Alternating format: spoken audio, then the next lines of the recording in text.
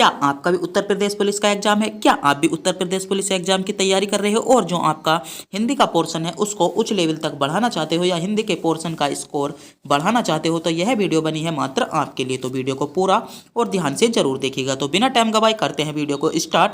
अगर आप भी इससे पहले हमारे चैनल पर नए हो तो चैनल को सब्सक्राइब और वीडियो को लाइक जरूर कर दीजिएगा। तो आपका पहला क्वेश्चन है, कश्मीरी सेब सुंदरी लाल होते हैं, वाक्य में रेखांकित शब्द विशेषण के लिए भेद के अंतर्गत आएगा। जो आपका रेखांकित शब्द है, जो सुंदरी शब्द दिया गया है, कश्मीरी सेब सुंदरी लाल होते हैं, वाक्य में कौन सा विशेषण है? ऑप्शन है गुणवाचक, बी सार्वनामिक, क्रिया विशेषण या परिमाणवाचक। तो इसमें आपको कौन सा विशेषण दिया गया है? तो अगर आप भी इन क्वेश्चनों का जवाब जानते हैं तो मेरे बताने से पहले इन क्वेश्चनों का जवाब आप कमेंट बॉक्स में भी बता सकते हो। तो आपसे क्वेश्चन में पूछा गया था कश्मीरी सेब सुंदरी लाल होते हैं, तो कैसे होते हैं? सुंदरी लाल। तो इसमें क्या होता है? इसमें आपका प्रविशेषण आ जाएगा। जब विशेषण से भी पहले, जब कोई शब्द विशेषण से भी पहले आकर उसकी विशेषता बताता है तो वहाँ आपका प्रविशेषण होता है। जैसे क्या होता है, लाल क्या है? आपका विशेषण है, और सुंदरी लाल से पहले आकर क्या बताइए?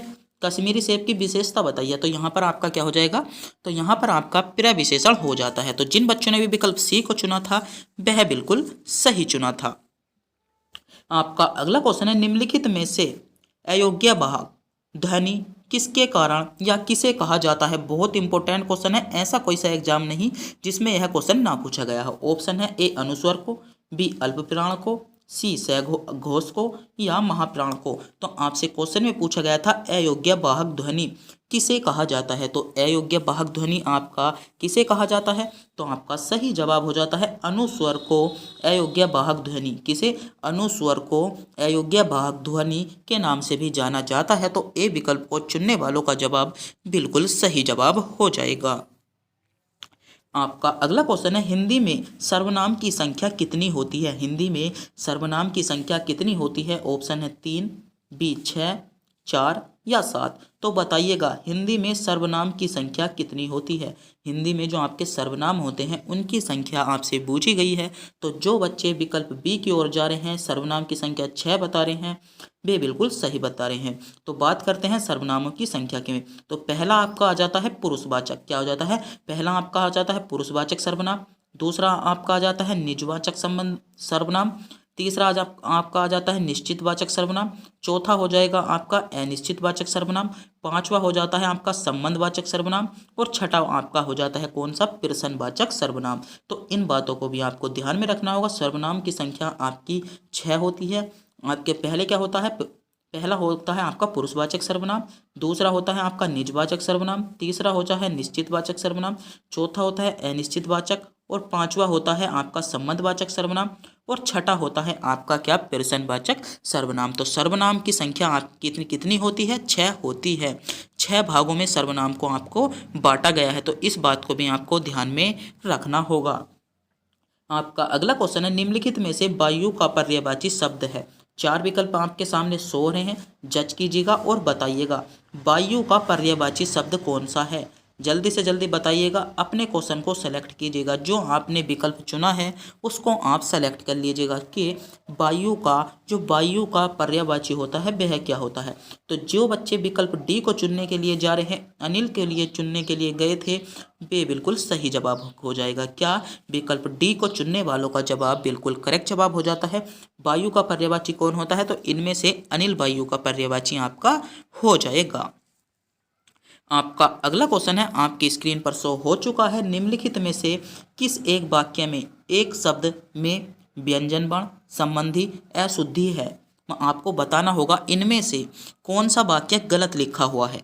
ऑप्शन है हम किस कक्षा में पढ़ते हैं, दूसरा है लोग मजदूरों का शोषण करते हैं, सी उसे धोखा देकर लूट लिया गया, या जमींदार के पास 2 सिपाही थे। तो जल्दी से जल्दी बताइएगा इनमें से जो आपकी वाक्य में व्यंजनवाचक वृद्धि है, जो व्यंजक वाचक अशुद्धि है, या इनमें से कौन सा वाक्य गलत है? तो कौन सा हो जाएगा? इनमें से उसे धोखा देकर लूट लिया गया, यहाँ पर आपका क्या है? व्यंजक वाचक अशुद्धि है। तो सी विकल्प को चुनने वालों का जवाब आपका बिल्कुल करेक्ट जवाब हो जाता है। आपका अगला क्वेश्चन है, घुड़दौड़ बहुत इंपॉर्टेंट क्वेश्चन है। इस क्वेश्चन को मैं 3 स्टार दूंगा। आप इस क्वेश्चन को स्क्रीनशॉट ले सकते हो या नोट भी कर सकते हो।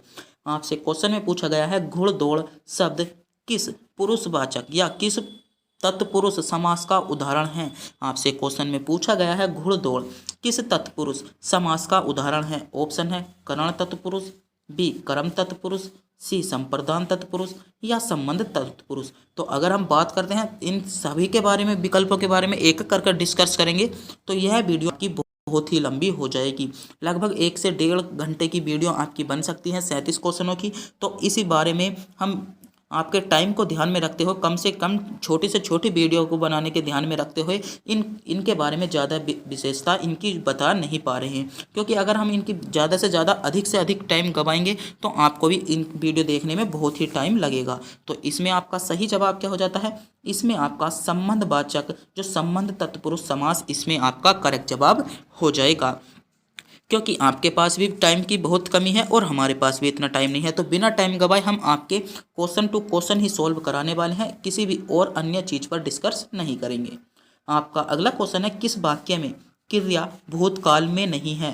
ऑप्शन है वह पढ़ रहा था, बी उसने पढ़ाई की थी, या वह पढ़ने वाला है, या उसने पढ़ाई कर ली थी। तो आपसे क्वेश्चन में पूछा गया है भूतकाल में क्रिया कौन सी नहीं है। तो वह पढ़ रहा था भूतकाल में क्रिया है, उसने पढ़ाई की थी मतलब उसने पढ़ाई कर ली थी, तो यह भी आपकी भूतकाल में है।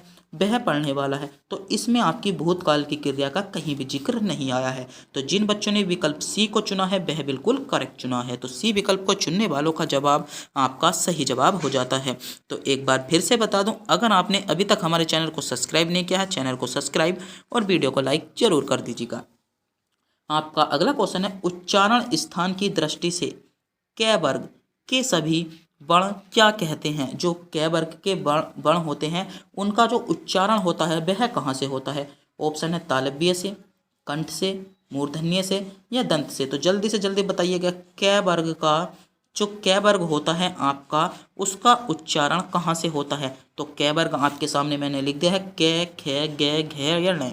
तो इसका उच्चारण आप कहाँ से करते हैं, तो इसका उच्चारण कहाँ से होता है, तो इसका उच्चारण आपका कंठीय से होता है। तो जिन बच्चों ने भी विकल्प बी को चुना है वह बिल्कुल सही चुना है। तो विकल्प बी को चुनने वालों का जवाब आपका सही जवाब हो जाएगा।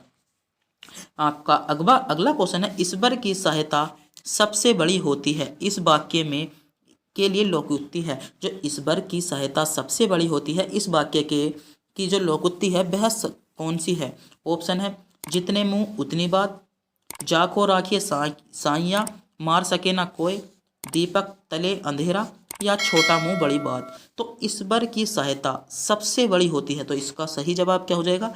विकल्प बी को चुनने वालों का जवाब बिल्कुल सही जवाब होगा। तो जिन बच्चों ने जाको राखिए साइया, मार सके ना कोई, इस चीज को चुना है या विकल्प बी को चुना है वह बिल्कुल सही चुना है। तो विकल्प बी को चुनने वालों का जवाब सही जवाब हो जाता है। आपका अगला क्वेश्चन है निम्नलिखित शब्दों में से तत्सम शब्द का चयन कीजिए। आपको जो है 3 इसमें विकल्पों में तद्भव शब्द दिए हैं और एक तत्सम शब्द दिया है। तो आपको तत्सम शब्द का चुनना होगा। ऑप्शन है कोठा, रीछ, उत्साह या उछला। तो आपका इसमें तत्सम क्या हो जाएगा, तो उत्साह इसमें आपका तत्सम हो जाता है। तो सी विकल्प आपका करेक्ट जवाब हो जाएगा। आपका अगला क्वेश्चन है अत्यधिक में कौन सी संधि है। ऑप्शन है अयादि संधि, यण संधि, वृद्धि संधि या गौण संधि। तो जल्दी से जल्दी बताइएगा, इंपॉर्टेंट क्वेश्चन है, सोचिएगा, इस चीज पर डिस्कस कीजिएगा कि अत्यधिक में कौन सी संधि होती है। तो जल्दी से जल्दी बताइएगा अत्यधिक में आपकी कौन सी संधि हो जाएगी। तो अत्यधिक में क्या होती है, अति प्लस अधिक। क्या, अति प्लस अधिक क्या होता है, इसका संधि विच्छेद होता है। तो यहाँ पर क्या आया है आपका ई आई है और यहाँ पर क्या आया है या। तो इससे आपका कौन सी संधि बनती है, ई प्लस आ, तो क्या बनता है आपका या। तो या कौन सी संधि में होता है, या आपका होता है यण संधि में। तो विकल्प बी यण संधि आपका सही जवाब हो जाएगा। आपका अगला क्वेश्चन है दंत घावन का तद्भव शब्द है। तो दंत जो घावन का तद्भव शब्द है वह कौन सा है। यह पूरा विकल्प आपका विकल्प सी है। इसमें थोड़े से टाइपिंग में मिस्टेक हो गई थी। तो आपसे क्वेश्चन में पूछा गया था दंत घावन का तत्सम तद्भव शब्द कौन सा है, तो कौन सा है, तो दातून। सी विकल्प आपका सही जवाब हो जाएगा। कौन सा, सी विकल्प आपका बिल्कुल करेक्ट जवाब हो जाएगा। और अब तक का सबसे महत्वपूर्ण क्वेश्चन आपकी स्क्रीन पर शो हो चुका है। यह क्वेश्चन आपसे पूछा जा सकता है, तो इस क्वेश्चन को मैं 3 स्टार दूंगा। आपका क्वेश्चन है, संघ की राज्य भाषा हिंदी और लिपि देवनागरी होगी, संविधान के किस अनुच्छेद में अंकित है। ऑप्शन है अनुच्छेद 343 में, अनुच्छेद 344 में, अनुच्छेद 345 में, या अनुच्छेद 343 में, 46 में। आपसे क्वेश्चन में पूछा गया था संघ की स्थापना, संघ की जो राज्यसभा, जो राज्य भाषा हिंदी होगी और लिपि देवनागरी होगी, यह किस में कहा गया है, तो यह किस में कहा है, तो आर्टिकल ए विकल्प या आर्टिकल 343 को चुनने वालों का जवाब सही जवाब होगा। क्या, आर्टिकल 343 इसमें आपका सही जवाब हो जाता है। आपका अगला क्वेश्चन है, उत्पत्ति आधार पर कौन सा शब्द भेद नहीं है। ऑप्शन है तत्सम, यौगिक, तद्भव या विदेशी। तो उत्पत्ति के आधार पर, उत्पत्ति के आधार पर कौन सा शब्द भेद नहीं है, विदेशी। विदेशी शब्द भेद है, उत्पत्ति होती है। तद्भव शब्दों की भी उत्पत्ति होती है और तत्सम शब्दों की तो उत्पत्ति होती है। तो उत्पत्ति किसकी नहीं होती, यौगिक शब्दों की आपकी उत्पत्ति नहीं होती। क्या, यौगिक शब्द आपके बनाए जाते हैं, तो यौगिक शब्दों की आपकी उत्पत्ति नहीं होती। तो बी विकल्प आपका सही जवाब होगा। आपका अगला क्वेश्चन है, अग्नि परीक्षा मुहावरे का अर्थ क्या है। ऑप्शन है तपस्या करना, बहुत कठिन, अधिक दुख या कठिन परीक्षा। तो आपसे क्वेश्चन में पूछा गया था अग्नि परीक्षा, अग्नि परीक्षा का अर्थ क्या है, तो जल्दी से जल्दी बताइएगा। अग्नि परीक्षा का अर्थ क्या है, विकल्प आपके सामने शो हो रहे हैं, आप कमेंट बॉक्स में बता सकते हो। अग्नि परीक्षा का जो मुहावरा है अग्नि परीक्षा, उसका अर्थ क्या है, तो उसका अर्थ क्या हो जाएगा, बहुत कठिन। इसका अर्थ क्या हो जाता है, बहुत कठिन आपका सही जवाब हो जाएगा। आपका अगला क्वेश्चन है, निम्नलिखित शब्दों में से स्त्रीलिंग शब्द कौन सा है। आपको विकल्प दिए गए हैं, आपको छांटना होगा स्त्रीलिंग शब्द कौन सा है। ऑप्शन है दरवाजा, घर, गेंडा या मकड़ी। तो स्त्रीलिंग शब्द आपको छापना होगा। दरवाजा, दरवाजा क्या होता है आपका पुल्लिंग होता है। घर क्या होता है, घर भी आपका पुल्लिंग होता है। गेंडा भी आपका पुल्लिंग होता है। तो इस स्त्रीलिंग कौन होता है, तो मकड़ी आपकी स्त्रीलिंग होती है। तो जिन बच्चों ने भी विकल्प डी यानी मकड़ी को चुना था वह बिल्कुल सही चुना था। आपका अगला क्वेश्चन है, गीता हाथ से मारती है, इस वाक्य में कौन सा कारण है। ऑप्शन है कर्ता कारण, कर्ता कारक, अपादान कारक, अधिकरण कारक या कारण कारक। तो आपसे क्वेश्चन में पूछा गया था गीता हाथ से मारती है, गीता कहीं से मारती है, हाथ से मारती है। तो इसमें आपका कौन सा कारक हो जाएगा, तो इसमें आपका करण कारक हो जाता है। अगर बात करते हैं कारकों के बारे में, तो पहला आता है आपका कर्ता कारक। तो कर्ता कारक में क्या होता है, कर्ता कारक में आपकी जो प्रभाव पड़ता है वह कर्ता पर पड़ता है। कहाँ पर, कर्ता कारक में आपका वाक्य का प्रभाव कर्ता पर पड़ता है। जैसे राम लिखता है, कौन, राम लिखता है, तो प्रभाव किस पर पड़ा, लिखता कौन है, राम पर। तो यहाँ पर आपका क्या हो जाएगा, कर्ता कारक हो जाएगा। और आपका अगला क्वेश्चन है, श्याम पत्र लिखता है। तो श्याम लिखता क्या है, तो पत्र। तो यहाँ पर आपका क्या हो जाएगा, कर्म कारक हो जाता है। बात करते हैं, श्याम पेंसिल से पत्र लिखता है। तो किसके द्वारा लिखता है पत्र, तो पेंसिल के द्वारा लिखता है। तो यहाँ पर क्या हो जाता है, यहाँ पर आपका यहाँ पर हो जाएगा करण कारक। अगर बात करते हैं, श्याम अपने भाई के लिए पत्र लिखता है। तो श्याम किसके लिए पत्र लिखता है, तो यहाँ पर आया है आपका किसके लिए। तो किसके लिए के लिए क्या हो जाता है, आपका अपादान कारक हो जाता है। तो इन बातों को भी आपको ध्यान में रखना होगा। आपका अगला क्वेश्चन है, ऊंची दुकान फीकी पकवान का अर्थ है। ऑप्शन है दुकान में कुछ भी न रखना, बी पकवाना पकी रखना, या केवल बाहरी आडंबर होना, या प्रचलित दुकान का पकवान। तो आपका क्वेश्चन था ऊंची दुकान फीके पकवान। तो इसका आपका सही जवाब क्या हो जाएगा, केवल भारी आडंबर होना। क्या, केवल भारी आडंबर होना। सी विकल्प को चुनने वालों का जवाब बिल्कुल ही सही जवाब हो जाता है। आपका अगला क्वेश्चन है, जातिवाचक पुल्लिंग संज्ञा है।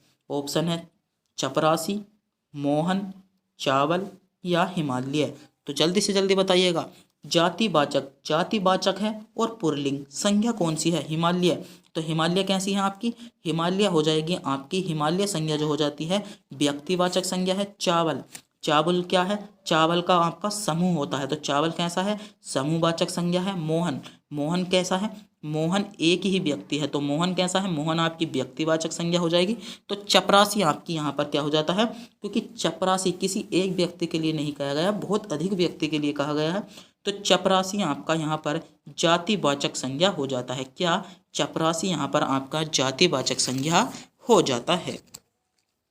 आपका अगला क्वेश्चन है, हिंदी में शब्दों का लिंग निर्धारण किसके आधार पर होता है। जो हम हिंदी में शब्दों के जो लिंग का भाव प्रकट करते हैं वह किसके कारण करते हैं। ऑप्शन है संज्ञा द्वारा, कारक द्वारा, विशेषण द्वारा या प्रत्यय द्वारा। तो किसके द्वारा किया जाता है, तो संज्ञा द्वारा आपका यहाँ पर क्या किया जाता है, लिंग निर्धारण किया जाता है। जैसे संज्ञा में हम बात करते हैं राम, राम भी संज्ञा है, श्याम भी संज्ञा है आपकी, राम भी संज्ञा है, श्याम भी संज्ञा है, और स्कूल भी आपका संज्ञा है।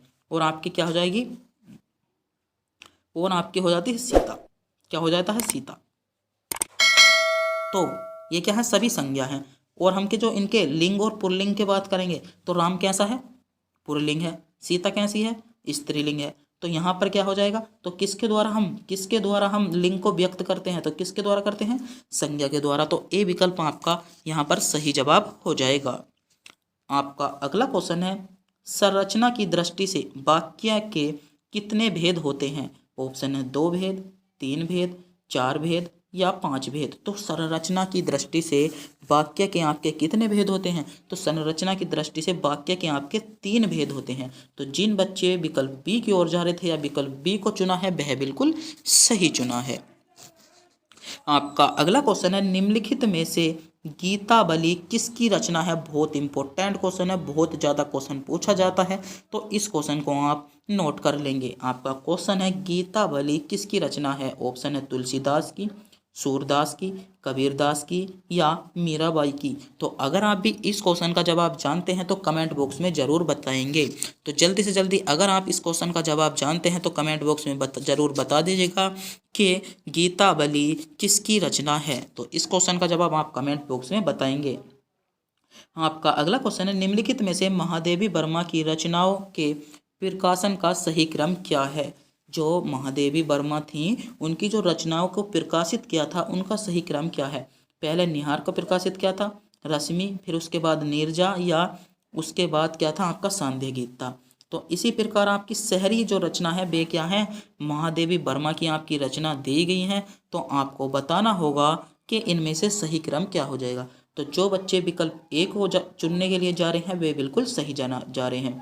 तो पहले जो महादेवी वर्मा ने प्रकाशित की थी कौन सी की थी, तो निहार का पहले प्रकाशन किया था, उसके बाद कि कौन सी, रश्मि का प्रकाशन हुआ, फिर उसके बाद कौन सी हुई, नीरजा का प्रकाशन हुआ, फिर आपका सांध्य गीत को प्रचलित में किया था या रचना का प्रकाशन हुआ था।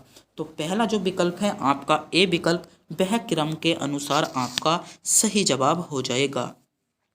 आपका अगला क्वेश्चन है, निम्नलिखित में से शुद्ध वर्तनी का चयन कीजिए। आपके सामने एक 4 विकल्प शो हो रहे होंगे, आपको इनमें से बताना होगा अपकृति इनमें से कौन सी सही लिखी गई है। विकल्प ए में सही है, विकल्प बी में सही है, विकल्प सी में सही है या विकल्प डी में सही है। तो जल्दी से जल्दी बताइएगा इसमें आपका सही जवाब क्या हो जाएगा। तो इसमें आपका पहला ए विकल्प को चुनने वालों का जवाब बिल्कुल सही जवाब होगा।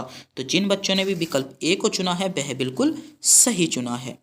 आपका अगला क्वेश्चन है, स्वागत शब्द किस संधि का प्रकार है। ऑप्शन है वृद्धि संधि का, गुण संधि का, यण संधि का या दीर्घ स्वर संधि का। तो जल्दी से जल्दी बताइएगा कि स्वागत, सु प्लस आगत, इसका आपका संधि विच्छेद हो जाएगा। तो आपको बताना होगा कि स्वागत कौन सी संधि का आपका एक उदाहरण है। तो कौन सी संधि हो जाती है, यहाँ पर आपकी यण संधि हो जाएगी। कौन सी संधि, यण संधि आपकी यहाँ पर हो जाती है। तो आज की वीडियो का यह क्वेश्चन आपका अंतिम क्वेश्चन था। तो अगर आपको ये वीडियो अच्छी लगी हो तो वीडियो को आप लाइक कर दीजिएगा, और अभी तक हमारे चैनल पर नए हो तो चैनल को सब्सक्राइब भी जरूर कर दीजिएगा। तो तब तक के लिए मिलते हैं अगली वीडियो में।